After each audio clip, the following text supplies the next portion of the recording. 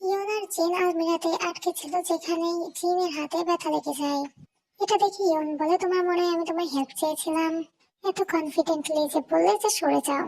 জিন তখন রেগে বলে, চুপ করো, তোমার জন্য আজকে আমরা এখানে ফেসে আছি। একই তো সামার সিজন, তারপরে আবার ওরা এমন রুমে আটকে পড়েছিল যেখানকার এয়ার কন্ডিশনারও নষ্ট হয়ে গেছে। অ্যান্ডোরা ওখানে ওভাবে তর্ক করতে থাকে। জিনদেন ভাবে, আমি বিশ্বাস করতে পারছি না আমি ইয়নের সাথে এরকম সিচুয়েশনে ফেসে গেছি। জিনদেন বলে, এখানে আটকে থাকার পরেও তুমি কিভাবে কমফোর্টেবল ফিল করো আমি তো তাই বুঝতে পারছি না। ইয়ন তখন বলে, কমফোর্টেবলই তো তুমি আছো। আমার ঘাড় আর হাঁটুতে যে পরিমাণে ব্যথা হচ্ছে তা তুমি থাকলে বুঝতে। জিন তখন বলে, সিরিয়াসলি তোমাকে দিয়ে কোনো কিছুই হবে না। ইয়ন তখন রেগে বলে, কি এখন আমার দোষ হয়ে গেল যে দরজা খুলছে না? এটা অনেক বেশি আনফেয়ার ব্যাপার।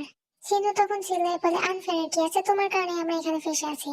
এতে ইয়ন কিছু না বললে জিন তখন বলে, কিছু তো বলো। ইয়ান তখন বলে, আনফেয়ার তো সত্যিই কিছু আছে। আমি কিছু না করা সত্ত্বেও পুরো স্কুলে রিউমার্স ছড়িয়ে পড়ছে। কেন আমাকে কারণ ধরছে সবাই তোমার নিজের গার্লফ্রেন্ডের সাথে ব্রেকআপ হওয়ার জন্য। আর এই কারণেই তুমি ডন ছেড়ে চলে গিয়েছো, রাইট? এতে জিন বলে, তুমি সত্যি অনেক বেশি খারাপ। আর ভাবে, একটা মানুষ এত সেমলেস কেমনে হতে পারে। দিন আমাদেরকে 2 মাস আগের ঘটনা দেখানো হয়, যেখানে ইয়ন শহর থেকে বেরিয়ে এসে বলে যে আমার হয়ে গেছে বা তুমি যাও। ইয়ন তখন বলে, ও তো তোমার হয়ে গেছে।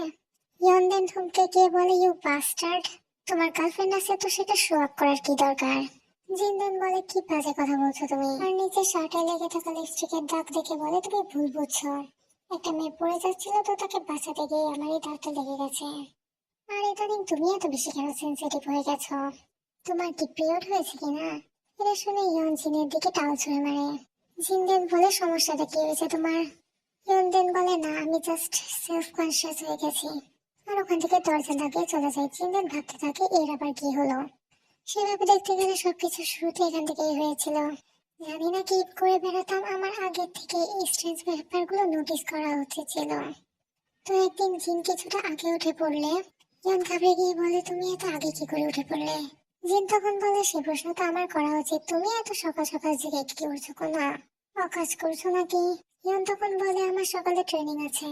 জিনদেন বিছানা ঠিক করতে করতে বলে, তো তুমি এখনো বিছানায় কি করছো? উঠে ফ্রেশ হয়ে নিজে ড্রেস চেঞ্জ করে নাও। বাট ইয়ান আবার মুড়িতে শুয়ে পড়ে। আরেকদিন জিনের দ্রুত ঘুম ভেঙে গেলে ও বলে, তুমি তো ইদানিং অনেক সকাল সকাল উঠে পড়ছো, তোমার কি আজকেও ট্রেনিং আছে? ইয়ান তখন বলে, হ্যাঁ। জিনদেন বলে, তুমি মনে হচ্ছে নিজের কোচকে অনেক বেশি ভয় পাও। এতে ইয়ান জাস্ট বলে। জিন মনে মনে ভাবতে থাকে, আমি বিশ্বাস করতে পারছি না এই বান্দা পরপর 2 সপ্তাহ একটানা এত সকাল সকাল উঠছে। ওর কোচ কি এতটা বেশি স্ট্রিক্ট, নাকি ওকে মারও দিচ্ছে এই কারণে? দেন ও নিজের মুখ মুছে বলে, এটা নিয়ে আমার একটু বেশি ড্রল হচ্ছে। ইয়নদেন বলে, তো তোমার যেখানে যেখানে শুয়ে পড়া উচিত না? এতে করে কেউ যদি তোমাকে উঠিয়েও নিয়ে চলে যায় তাও তুমি বুঝতে পারবে না। দিন আরেকদিন জিন 6টার দিকে অ্যালার্ম দিয়ে রাখছিল, আর অ্যালার্ম বেজে উঠলে পারে ও হাতে খুঁজতে থাকে নিজের ফোনটাকে। তখনই ইয়ন ফোনের অ্যালার্ম বন্ধ করে দেয়। জিন হঠাৎ করে উঠে সামনে ইয়নকে দেখে কিছুটা ভয় পেয়ে যায়। ইয়নের মাথায় ক্যাপ পরা ছিল আর ও নিজের মুখটাকে আড়াল করার চেষ্টা করে বলে, না মানে আমি আসলে অ্যালার্মটাকে অফ করতে আসছিলাম।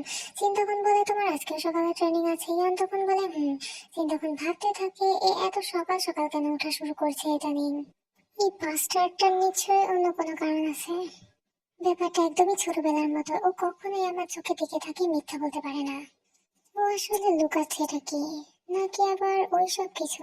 পরের দিন জিন না ঘুমিয়ে জেগেই থাকে আর ভাবতে থাকে, এই বাস্টারটাকে তো আমি আজকে হাতে নাতে ধরবো। এই চারটা বলে যে ওর প্রত্যেকদিন সকালে ট্রেনিং করার আছে, বাট ও যায় একা একা স্মোকিং করতে। তখনই ইয়ন উঠে পড়লে যে নিজের চোখ বন্ধ করে নেয় আর ভাবে ও অলরেডি উঠে পড়েছে, আমায় ওকে তো ওয়ার্নিং দেওয়াই লাগবে। ও কি জানে না সিগারেট একজন মানুষের হেলথের জন্য কতটা বেশি খারাপ? আমি নিজের প্রেশাস ঘুম বাদ দিয়েছি জাস্ট তোমাকে হাতে নাতে ধরার জন্য। দিন কিছুক্ষণ পর কি হচ্ছে বুঝতে না পেরে দিন ভাবতে থাকে, হচ্ছেটাকে ইয়ন কি করছে এখানে, ওকে দেখতে আসছে যে আমি ঘুমিয়েছি কিনা। কিন্তু আরো ইয়নের নিঃশ্বাসের আওয়াজ অনুভব করে ভাবে যে হয়তো বা আমরা অনেক বেশি ক্লোজ রয়েছি।